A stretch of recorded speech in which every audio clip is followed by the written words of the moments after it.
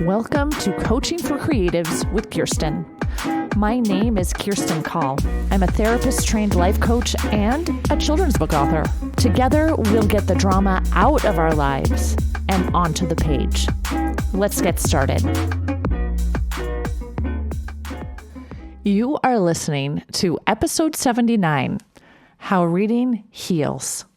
I've wanted a free little library for years. The moment I heard about the concept of swapping and giving and sharing books from a little library, I was in.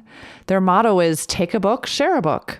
So it's perfect, right? My house overflows with books. I read most of my books on Kindle because we have no more space for books.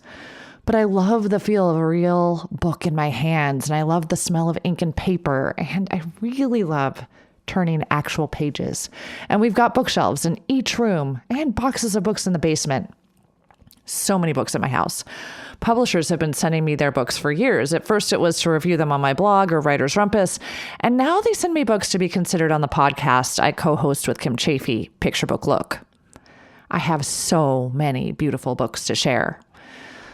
But I didn't actually get my free little library until this summer.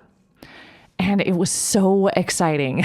I went to freelittleLibrary.org and registered and mapped my library. So now anyone who searches for a free little library around here can come and take a book from my very own free little library. As a reader and as a therapist, I know books are healing. It's one of the reasons why the free little library concept is so beautiful to me. So books are healing.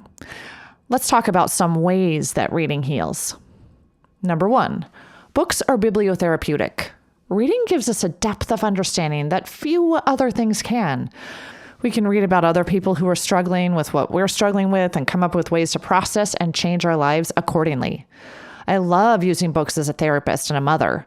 It's such a good way to broach difficult topics in a way that gives people enough distance to open up and perhaps be more vulnerable. As a writer, I hope my books are bibliotherapeutic. I hope my books make people feel and laugh. I hope my books perhaps help people process and learn healthy ways to approach emotions. So I really think that almost any book can be bibliotherapeutic. All right, number 2, reading helps people learn empathy. There's a growing body of research showing reading increases our empathy. Fiction is an exploration of the human experience. William Chopik, who is a psychologist, said, fiction and stories do a lot of things for us. They expose us to uncomfortable ideas and provide us with the opportunity to take other people's perspectives in a safe, distanced way. In that way, fiction serves as a playground for exercising empathetic skills. Number 3, reading helps people feel seen. When we find characters in books who look like us or think like us or do things we do, we feel seen. The We Need Diverse Books movement has really helped with the publishing of more books that more people can see themselves in. Rudine Sims Bishop said, books are sometimes windows offering views of worlds that may be real or imagined, familiar or strange. These windows are also sliding glass doors, and readers have only to walk through in imagination to become part of whatever world has been created or recreated by the author. When lighting conditions are just right, however, a window can also be a mirror. Literature transforms human experience and reflects it back to us.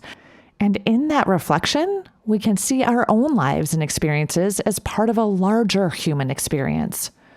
Reading then becomes a means of self-affirmation, and readers often seek their mirrors in books. Number 4, reading inspires people. Words and books have the power to change hearts, to motivate people to make life-changing decisions, to empower people to follow their dreams. Reading led me to becoming a therapist, a life coach, and of course, an author. Number 5, reading and discussing a book helps connect us with other people in a way that heals. Everywhere I live, I start a book club, and some of my very best friends are people who I discuss books with monthly. There's something about book discussions that helps us share vulnerable truths about ourselves and really connects us and heals us. Number 6, reading keeps you off your screen, unless, of course, you're reading a Kindle, right?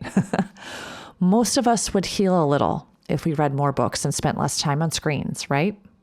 Number 7, reading books makes you live longer. A study at Yale University followed 3,635 participants for 12 years and concluded that book readers had a 23-month survival advantage and experienced a 20% reduction in the risk of mortality over the 12 years of follow-up compared to non-book readers. Hey, that says it all, right? For more ways that reading is healing, listen to episode 73, 10 Reasons to Read. In that episode, I talk about many other healing effects of reading, including stress reduction, improving memory, better sleep, and more. So, when you're contemplating what to do with your spare time, consider reading. Tahereh Mafi, the author of Shatter Me, said, "I spent my life folded between the pages of books. In the absence of human relationships, I formed bonds with paper characters. I lived love and loss through stories threaded in history. I experienced adolescence by association. My world is one interwoven web of words, stringing limb to limb, bone to sinew, thoughts and images, all together.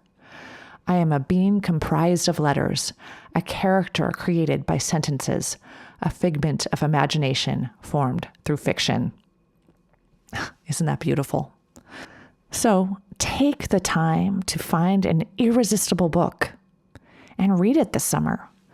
Allow the words to seep into your soul and heal you. Until next time, keep smiling and reading.